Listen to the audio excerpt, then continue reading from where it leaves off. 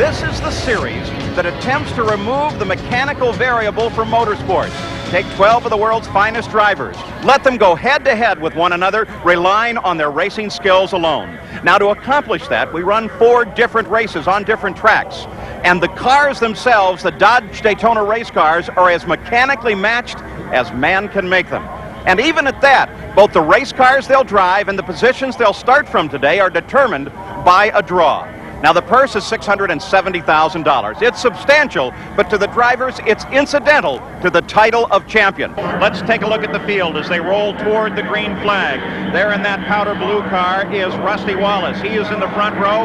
On the pole, though, is Jeff Brabham in the lime green car, the road racer. Then in row number 2, Davy Jones, a road racer in the orange car, and Al Unser Jr., the IndyCar racer, in a purple machine.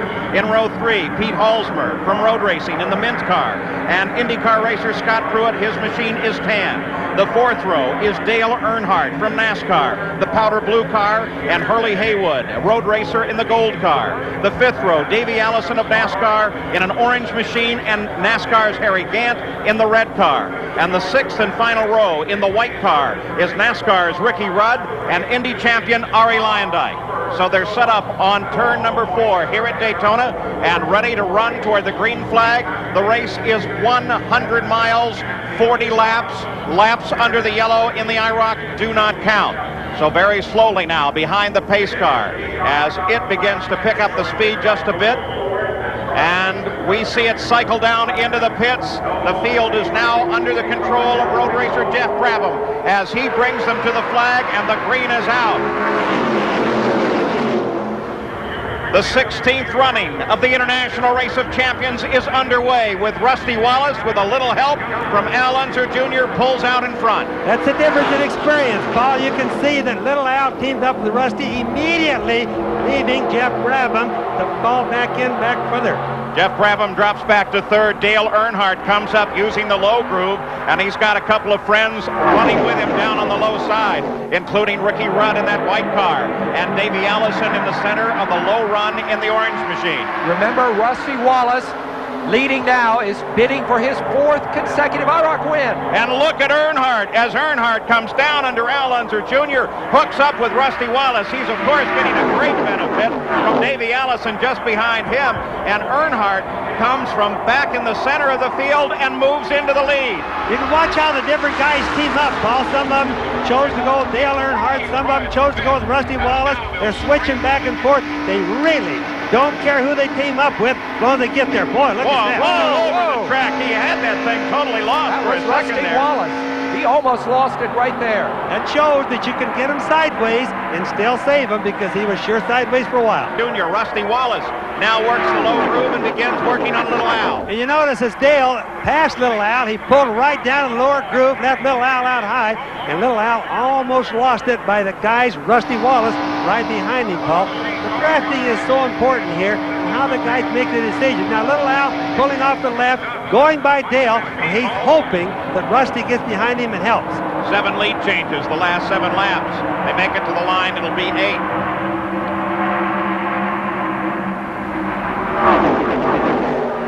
Speeds of over 185 miles an hour. This is very seriously fast stuff. Do not be thrown off by the proximity with which they race. They're going very fast. Battle for control by Rusty Wallace early in the race. He saved it with ease. I think they're more stable than they've ever been. There's Davy Jones running off the pace. We indicated that he did get against the wall, and you can see he's well back from the pack. He was a protege of A.J. Foyt's in Indy a few years back. A man with immense promise, really. See, what mostly happens to that is he bends the fender just a little bit, and he ruins the aerodynamics of the car, slows it down. The leader now is Ricky Rudd with Earnhardt just behind him. They swap the lead constantly. We've talked in the past about the performance of these cars and drivers.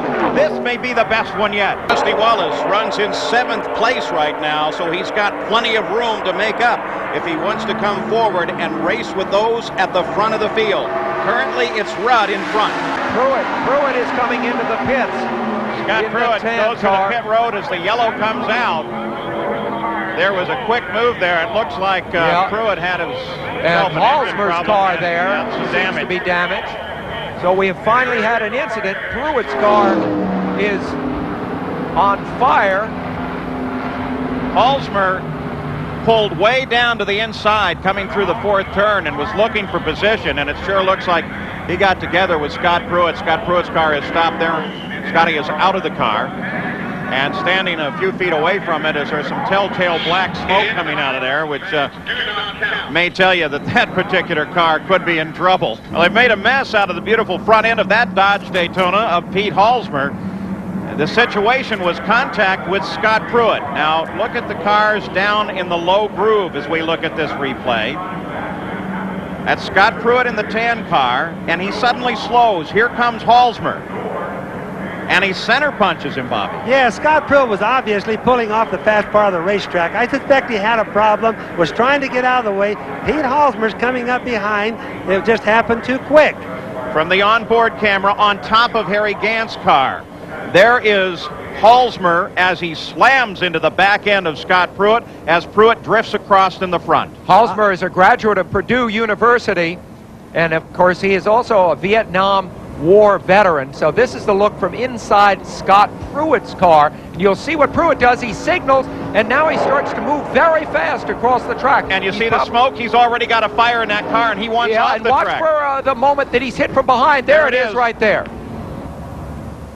That means his engine's really putting out some power right now. Just not getting a ton of help at all. Whoa! One car down low, and that's Arie Luyendyk. Has he lost it, but is he going to save it? Yes. You bet he is. Well, Arie Luyendyk, boy, that had to tighten him up. He did a day's work right there, I'll guarantee you. That was Gant's partner, though, and you wonder, it looked like he and Gant may. We'll have to look and see if that's going to cost Gant. He was really depending on that help. He took the starch out of Gant, who incidentally won the IROC championship back in 1975. You see him running 5th there right now. Harry Gant drops back to 5th place as Ricky Rudd still leads Earnhardt across the line now with just 2 laps to go. Gant, the 85 champion of IROC. I'm sorry, not 75. He's old, not that old. You see him very competitive here right now. Well, he's doing it down there by himself, Sam.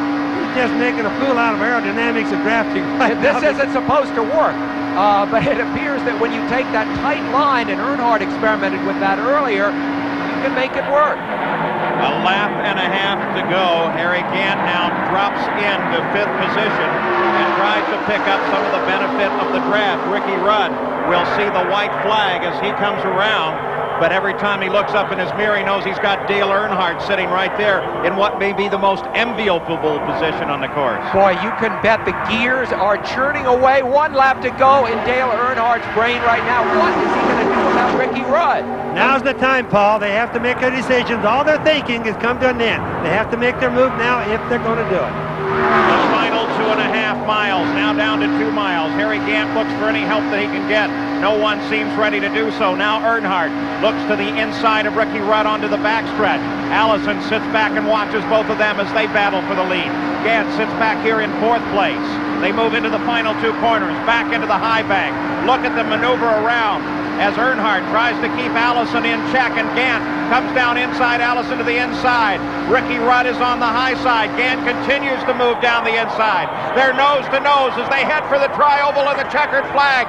It's Gant and Ricky Rudd and Earnhardt moving down to the inside as they're 3 abreast coming across the line, and Earnhardt takes it. Earnhardt, then Gant and Ricky Rudd at the line as they hit the line 3 abreast. The Winston Cup drivers 1st, 2nd, and 3rd, and not separated by more than 1.5 feet. I can't tell you who got 2nd. I can tell you who got 1st, and I sure couldn't pick 2nd out of that. That's the closest one I've ever seen. That was a work of art by Dale Earnhardt. He had to put together 3 or 4 coalitions in that last lap to pull off what he did. What a brilliant victory for Dale Earnhardt. So round number 1 of the International Race of Champions 16th running is now complete, and the man in the light blue car, Dale Earnhardt, has taken the win.